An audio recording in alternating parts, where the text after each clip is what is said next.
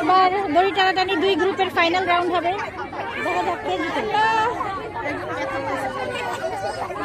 আংটি আংটি বাঁকা হয়ে গেছে একদম। আংটি বাঁকা হয়ে গেছে। আংটি, হ্যাঁ ওনার আংটি বাঁকা হয়ে গেছে এরকম ভাবে। আংটি এসব খুলে ফেলা উচিত। এই যে আমার হাতে এই যে কালো কাটা, এই জন্য আমি যাইনি। কারণ অনেক কি অবস্থা, এই দড়িতে প্রচন্ড ব্যথা লাগে। আমার কাছে না সেলিনা